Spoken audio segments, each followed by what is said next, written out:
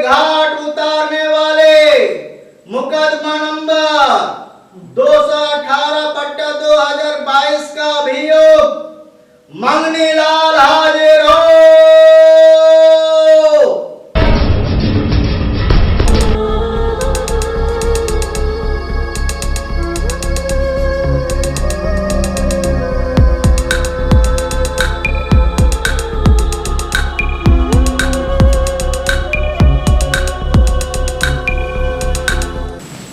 हाँ तो पीपी साहब, मुकदमे की कार्रवाई शुरू की जाए। थैंक यू मिलो। श्रीमान, आज का जो यह केस है समाज के लिए बहुत ही खतरनाक और क्रूरता से भरा है। आपके सामने जो यह व्यक्ति खड़ा है बेजुबान है, बोल नहीं सकता, मगर इसका अपराध जघन्य है। इसने तीन मासूम छात्रों की हत्या की है। महोदय, इस केस का सारा साक्ष्य और गवाह अदालत में मौजूद है। हुजूर, यही वो हथियार है जिससे मंगनीलाल ने तीन मासूम लड़कों की हत्या की है। उन तीनों मृतकों की फोटो आपके रिकॉर्ड में मौजूद है, आप देख सकते हैं। हुजूर, अदालत में 3 गवाह भी मौजूद हैं जो इसकी क्रूरता की गवाही देंगे। मृतकों की फोटो देखकर ही पता चलता है कि यह कितना बड़ा क्रूर हत्यारा है।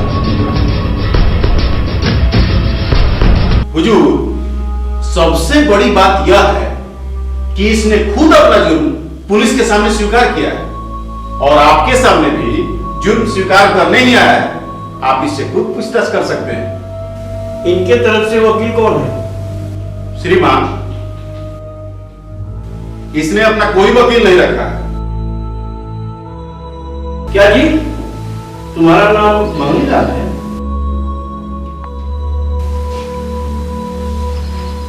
ये जो तस्वीर में दिख रहे हैं, इन तीनों की हत्या तुमने की है?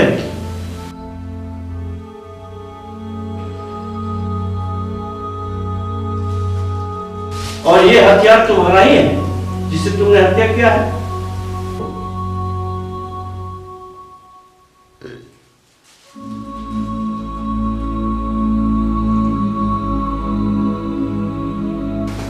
दरोगा जी, आपने इसको कैसे पकड़ा?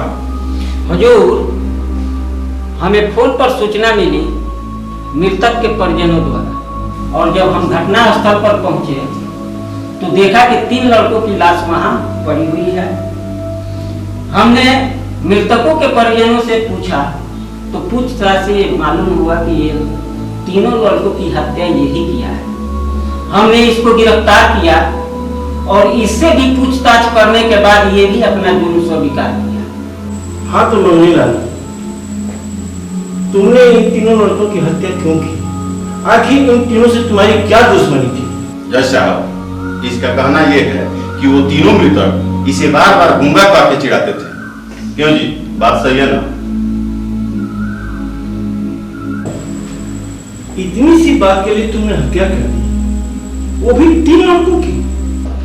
इस केस के मुख्य गवाह विनोद कुमार हाजिर हो।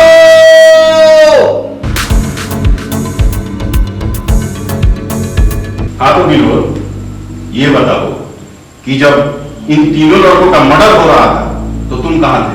हुजूर, मंगनीलाल ने उन तीनों लड़कों को इसी चाकू से घोप कर हत्या कर दिया है।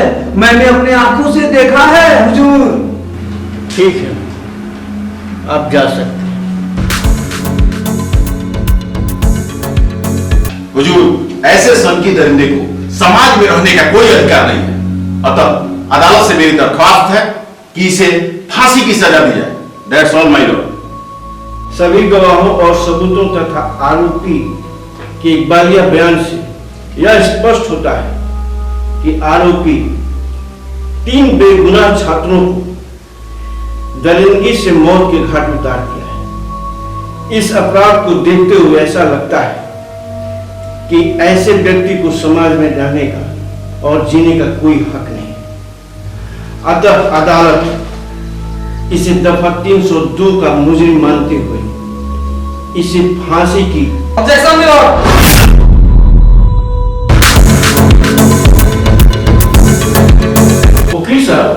ये क्या तरीका है ऑपरेशन करने का?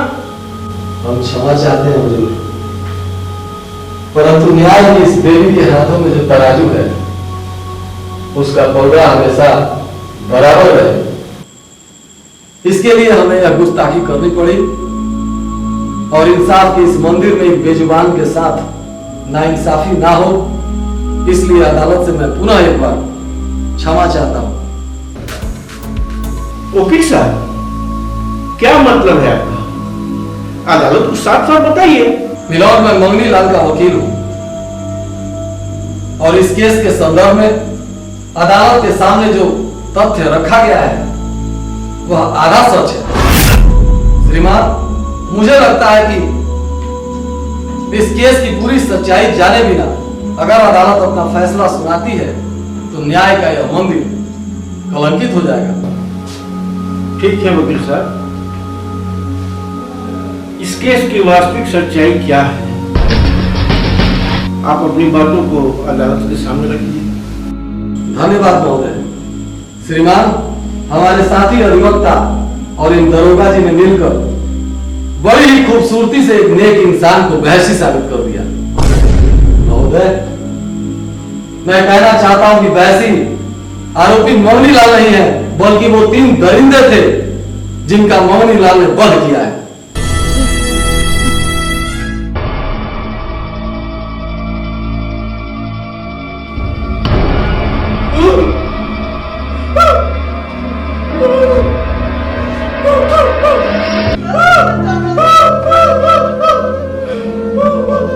भगवान के लिए हम चुप हो गए।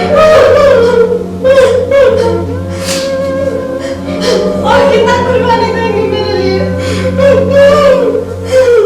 और मेरे आज हम लोग सब चुप हो गए तो धरती का कलेजा फट जाएगा।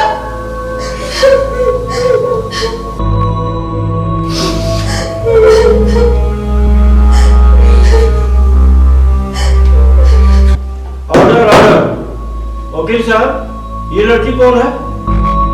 श्रीमान, यह कविता है, मोहनी लाल के दोस्त की बेटी, और इसकी भी कहानी एक दुखद है। महोदय, यह 5 साल की थी उस वक्त इसके माता पिता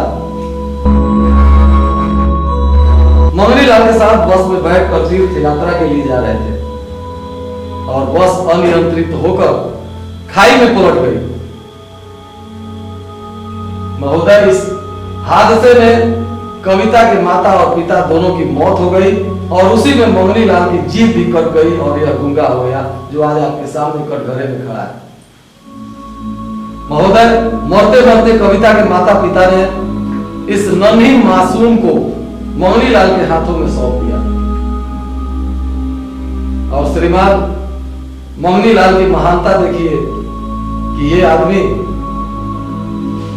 इस नन्ही मासूम को लेकर आज तक शादी नहीं किया और इसी को अपना बेटी माना और एक बेटी मानकर आज तक इसका पालन पोषण किया।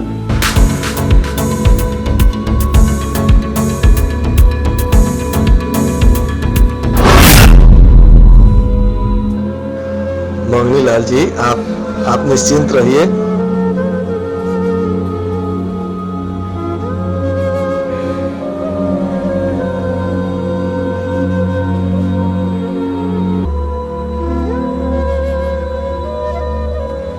अरे, आपके बेटी की इज्जत नहीं जाएगी।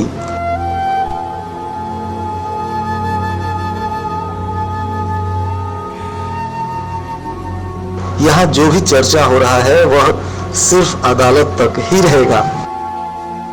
आप चलिए, आइए मैं संभालता हूँ, आइए।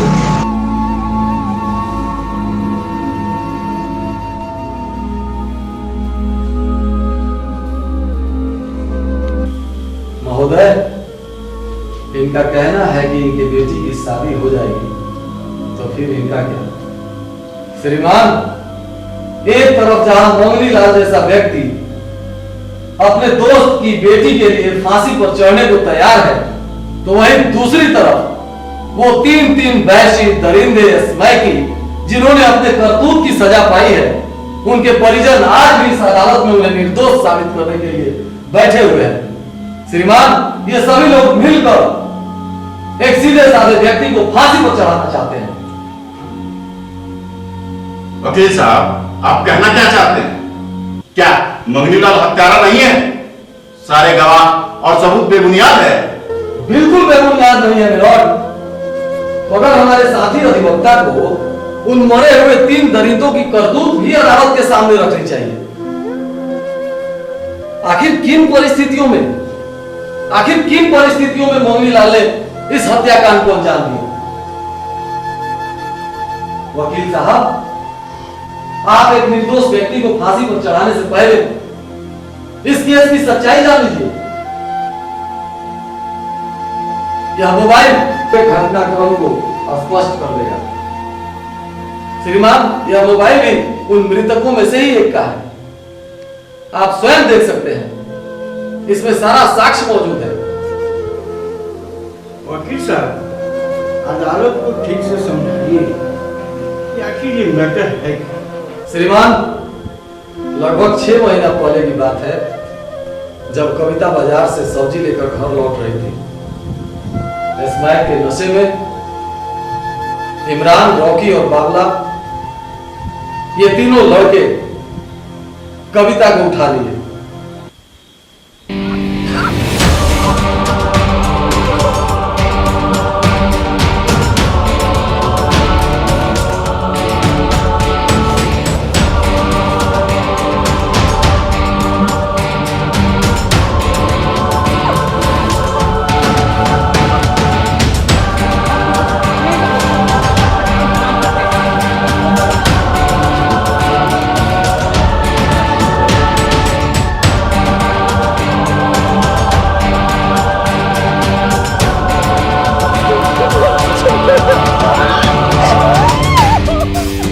रुको, इसको वीडियो बनाने दो, ताकि इस लड़की को हमेशा हमें अपने हाथों में ब्लैकमेल करने के लिए।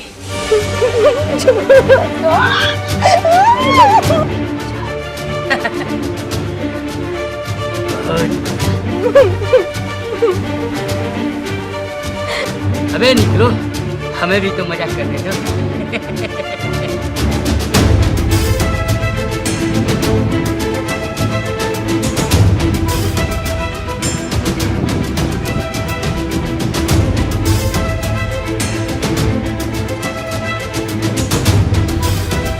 सुन,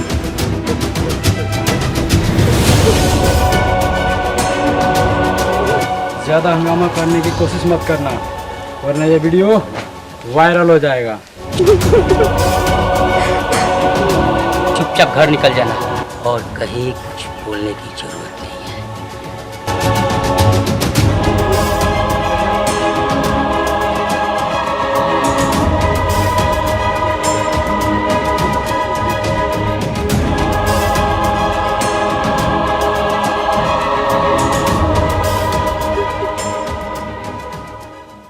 महोदय, इन तीनों लड़कों को मंगनीलाल ने समझाने की बहुत कोशिश की।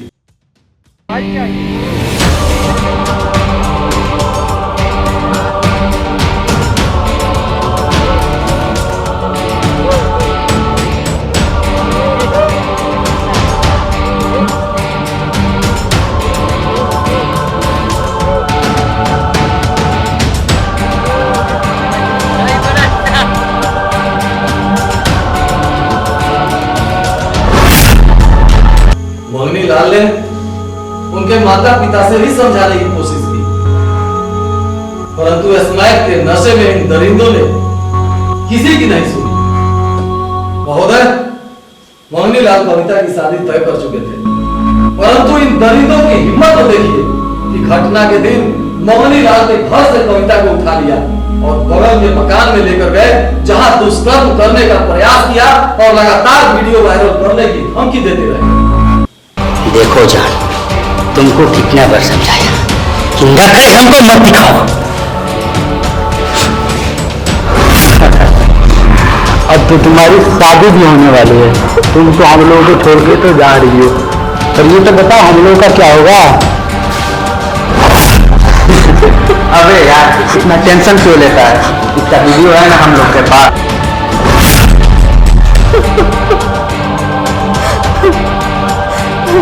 देखो मैं तुम लोगों को प्यार करती हूँ, मैंने वीडियो डिलीट कर दिया। तुम लोग मेरा कई बार इज्जत लूट चुके हो, लेकिन अब मेरा शादी होने वाला है, मुझे बकस दो। वो मोबाइल मुझे दे दो। मोबाइल चाहिए तुमको? मोबाइल चाहिए तुमको?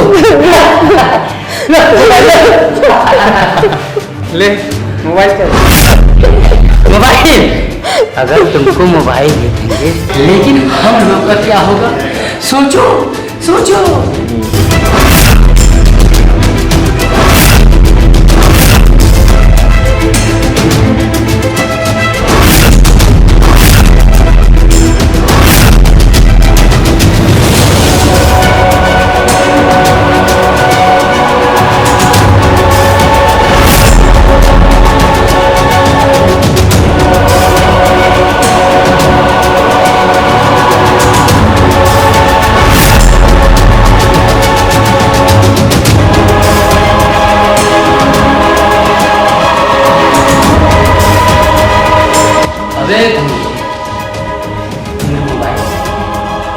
मोबाइल लेकर इसका नंगा वीडियो देखेगा।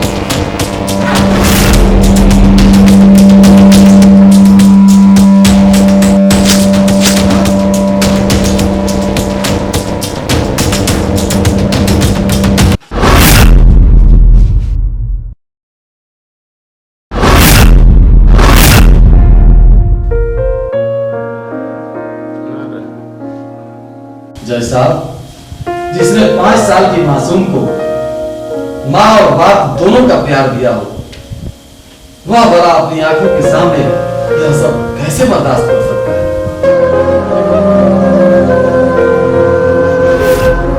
हुजूर, सामाजिक परंपराओं को ध्यान में रखते हुए सच कहने की हिम्मत तो मेरी भी नहीं हो रही थी, मगर श्रीमान, मैं हृदय से आभार व्यक्त करता हूँ शिव पूजन जी और उनके बेटे का, जिससे कविता की शादी तय हुई है, और कविता का भी, जिसने सामाजिक लोक लाज को त्याग कर इस अदालत में सच कहने की हिम्मत जुटाई। श्रीमान, ये सब कुछ जानते हुए भी शिव पूजन जी और उनका बेटा आज कविता को अपनाने के लिए तैयार है। हाँ मंगनीलाल जी, आप घबराइए मत। आपको संबंधी बनाकर हमारा परिवार गर्व महसूस कर रहा है।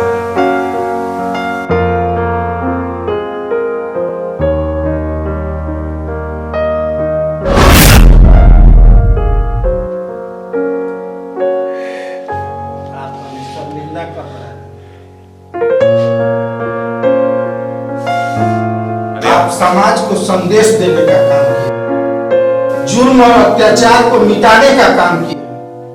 आप कोई साधारण इंसान नहीं है, आप एक बहादुर इंसान हैं, एक महान इंसान हैं। घबराइए मत, जो हो रहा है वो ठीक हो रहा है और सब कुछ ठीक ही होगा, धैर्य रखिए। चाचा जी, आप ये क्या कर रहे हैं? मैं कविता को अपने दिल से पत्नी मान चुका हूँ। अगर आप ऐसा करेंगे तो ये अदालत आपको फांसी की सजा दे देगी। अभी तो आपको कविता का कन्यादान करना है। आप हमें छोड़ के ऐसे नहीं जा सकते। इस अदालत के सामने सच्चाई आने दीजिए चाचा जी। बस करिए, ऐसा मत करिए चाचा जी, बस करिए। श्रीमान से हमारी प्रार्थना है कि हमारे मुवक्किल के साथ न्याय किया जाए। That's all, my lord. कि आरोपी मंगनी लाल ने जो कदम उठाया है वह दुनिया का हर बाप अपने बेटी के साथ अत्याचार होने पर उठा सकता है। इसमें सिर्फ मंगनी लाल ही दोषी नहीं, हमारा समाज, हमारा सिस्टम भी दोषी है। फिर भी मंगनी लाल ने कानून को अपने हाथ में लिया है, इसलिए अदालत इन्हें 4 साल कैद की सजा सुना रही है और शिवपूजन जी तथा उनके बेटे को धन्यवाद देती है कि आप लोग सामाजिक दीवार को तोड़कर मानवता की रक्षा के लिए ऐतिहासिक निर्णय लिया। और साथ ही साथ अदालत सरकार से अपील भी करती है कि इन्हें सार्वजनिक मंच पर इन्हें सम्मानित किया जाए। The court is adjourned.